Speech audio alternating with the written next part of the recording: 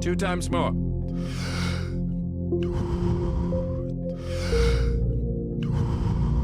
And stop.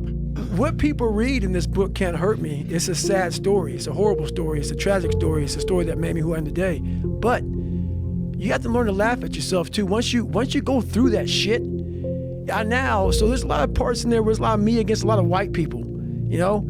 And I have a routine that I won't do. So people who hire me to speak, I'm not gonna do the routine. I often do it sometimes. And think about it. I was a 36th black guy to go through SEAL training, okay? Out of how many people? Out of probably, looking at probably 11, 12, like to make it through, probably 13,000 SEALs. I was probably the 36th, I was the 36th black guy to make it through. And over, since like the 1940s, you know, you're looking at almost 70 years. Wow. Yeah, so you know, do the math on that. So there's not a lot of black guys. And so I take that and I make a nice comedy skit out of that shit. You know, like the first time they tied me up and threw me, it's called drown proofing. Yeah. So I'm negative boring as hell. You know? Me too. Oh. I'm related to that big time. Yes, you're one of the few white boys, man, that are negative buoyant. You sink like a rock. Like a rock. And that's hard. So imagine them getting your hands and feet, tying your ass up and throwing you in the fucking water and say, swim. It was like throwing a cat in the water with fucking a brick on him. So I was just losing my fucking mind. So it's so many things I had to get over, you know, and I found humor. I found humor in my suffering. I was like, motherfucker, what are you doing out here, Goggins? Like, this is crazy. Like, you're literally trying to reinvent the wheel, but I was trying to reinvent my mind. And I used every single tactic possible to do that. I didn't want to live in this world where I was a fake human being anymore. And I was tired of blaming everybody for where I was at. My dad beat me, this happened. I mean, my dad ran prostitutes, man. My dad literally snatched the soul out of my mom. Like, my mom is still battling. Like, after my mom left my dad, and this is what I'll talk about in the book, she got married 3 times for a total of 6 months. You know, I don't go there. I'm not even gonna talk about the guy she married. So this woman she's beautiful. She's so smart. All this stuff, man. This guy literally stripped her soul away. And I was a young kid watching it, and I had no soul to begin with. And my brother, he has a story that he could write 8 books.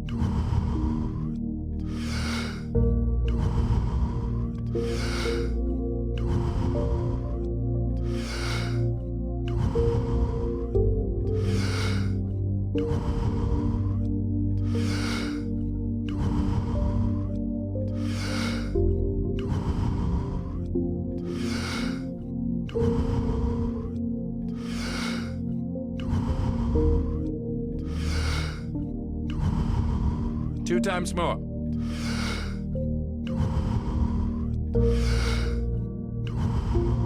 And stop. You know, my dad just came through and just washed us all clean. So to come out. Is he still around? He died about 4 years ago, 4 or 5 years ago. I'm not for sure. I didn't go to the funeral, but I forgave him. So I saw my dad through an 8-year-old's eyes. So we left when I was 8. And then at 22, I went back to see him through a grown man's eyes. And he was the same person I remembered. But I had to, you can't live with hate. You cannot move forward. As much as that guy tried to ruin all of our lives, that's where I came from. I had to figure out the origin of where I started from. So when I was going back through my life trying to fix who I am, the fucked up person I was, like, if your knee hurts, it's usually not your fucking knee that's hurting. It's something else, man. Like, it could be a tight quad. It could be the right leg if it's the left leg. You gotta find out the origin of where all this shit began. And it was him. So I had to go back to where, you know, my roots and the origin of all this happened, and it's hard to do that. Did you make peace with him? I made big peace with. So we didn't have a peaceful conversation. We left very granimal. He's a vicious man. He was a vicious man. I mean, medieval motherfucker. So I had become a medieval motherfucker at that time. I was 22 and I was the big boy, and so I was no longer the guy who was afraid. It was now like, hey, I want to kill you type of shit. And we were sitting at Denny's after an all-night skate or whatever the hell. You know, he owned bars and skating rinks and shit like that. And so we were sitting down and we kind of got into it, and I just kind of left. But I had to make peace with it in myself. I could not hold on to that hate, because holding on to that hate was half the reason why I kept falling into the same pattern of failing. I had to start dumping off some baggage.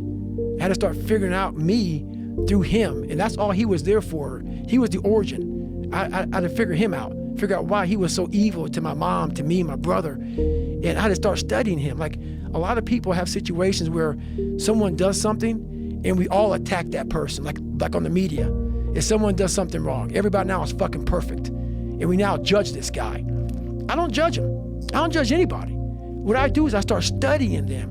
Why did they do that? Not in a judging way. I want to learn from you.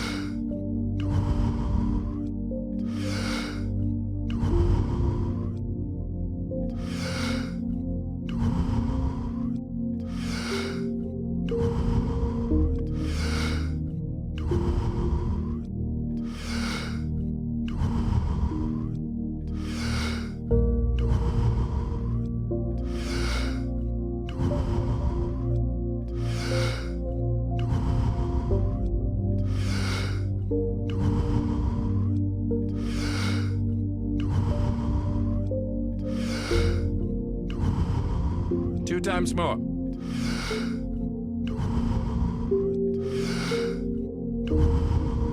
And stop. And what'd you get out of your dad? I got that he grew up rough. He was very insecure, had a lot of kids, and his insecurities just trickled over onto us. So yeah, he jacked us up real good, but he never fixed himself. So if you never fix yourself, the next person in line is gonna get the rap. And we were next in line. You know, his first wife, you know, killed herself or whatever happened, and, you know, got burned up in a house or something. It's some craziness, man. There's a lot of stuff that goes on there that I didn't put in the book because I don't feel like going to court. Yeah. But yeah, this it was a lot of stuff. You know, one of the great parts about this book is that you detail exactly what was going through your mind in terms of like your weaknesses and how you had failed, and then it's not just one time. Like you do the thing in high school where you get your shit together, and then you join the military, and then you wind up getting fat again, and then when you have to lose 106 pounds in 3 months to qualify for SEAL training. For SEAL training, yep. That's insane. Yeah, because what I realized at that time, once again, I failed again. I thought, so what you're talking about is I took this ASVAB test. You know, I didn't know how to read and write pretty much in high school. I was like at 4th grade reading level. And I took that test a few times, and I finally passed it. And when I passed it, I actually drove my car to the daggone airport and watched planes take off. Because I was like, I'm gonna be on one of those planes one day going to Air Force boot camp.